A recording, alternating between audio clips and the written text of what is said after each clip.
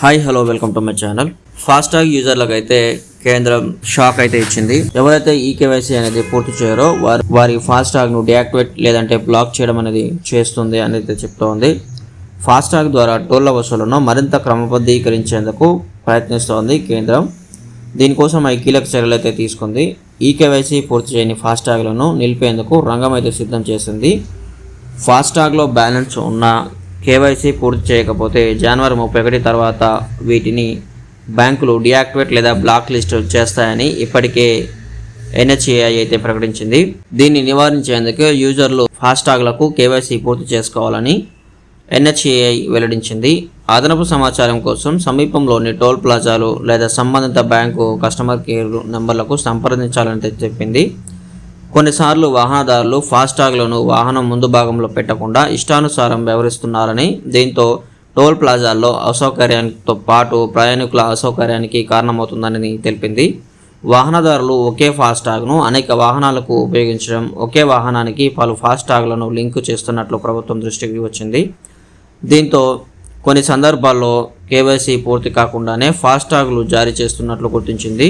ఇటువంటి వాటిని ప్రోత్సహించకుండా ఉండేందుకు ఒకే వాహనం ఒకే ఫాస్టాగ్ విధానానికి NHAI చర్యలైతే చేపట్టింది.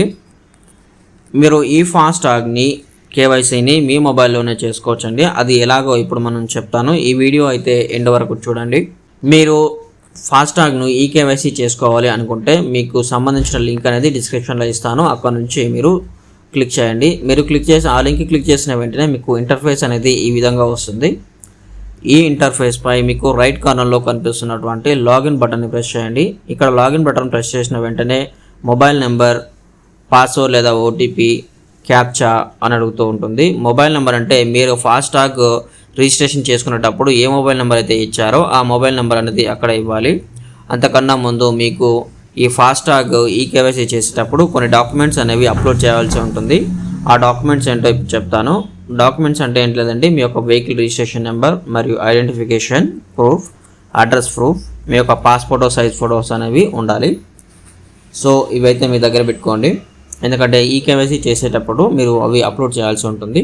మీరు మీ యొక్క నెంబర్ అంటే మీ రిజిస్ట్రేషన్ నెంబర్ అనేది ఇక్కడ ఎంటర్ చేయాలి. ఇక్కడ ఎంటర్ చేసిన తర్వాత మీకు కింద గెట్ OTP అని కనిపిస్తుందా, సో దానిపైన క్లిక్ చేస్తే మీకు OTP అనేది మీ రిజిస్ట్రేషన్ మొబైల్ నెంబర్కి రావడం అయితే జరుగుతుంది. ఆ రిజిస్ట్రేషన్ మొబైల్ నెంబర్కి వచ్చినటువంటి OTPని ఇక్కడ ఎంటర్ చేసి కింద క్యాప్చా అనేది వస్తుంది. ఆ క్యాప్చా అనేది ఎంటర్ చేయాలి. ఎంటర్ చేసి మీరు లాగిన్ చేయండి.